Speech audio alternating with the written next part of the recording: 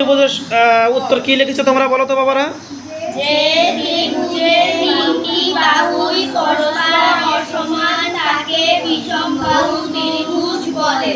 বাহ, তাহলে বিষমবাহু ত্রিভুজের আমরা দুটি বৈশিষ্ট্য আলোচনা করতে পারি।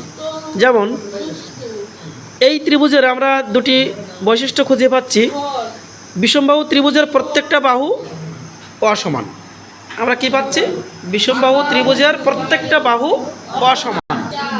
আমরা যদি প্রত্যেকটা কথা শিক্ষকের কাছ থেকে মনোযোগ সহকারে শুনি তাহলে কিন্তু আমরা ক্লাসটা ভালো বুঝতে পারব। এবং আরেকটি বৈশিষ্ট্য আমরা খুঁজে পাই, বিষমবাহু ত্রিভুজের প্রত্যেকটি কোণ অসমান। কেননা বাহু তো সমান না, তাহলে কোণও অসমান। বুঝতে পেরেছ? ঈশা কবির সমর্থক শব্দ ভালোভাবে পড়বে, মাদি হাতের লাগা ভালো করে করবে। এভাবে আমরা কি করব যে যখন আমরা সময় পাব শিক্ষকের ডাকে যদি আমরা সাড়া দিই তাহলে আমরা কিছু শিখতে পারব।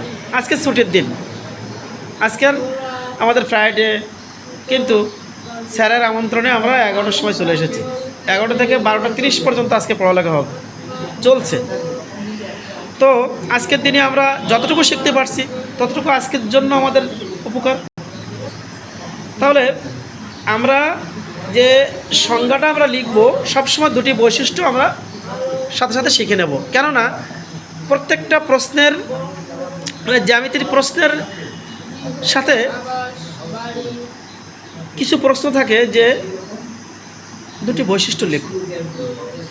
স্থূলকোণ কাকে বলে তার দুটি বৈশিষ্ট্য লেখো।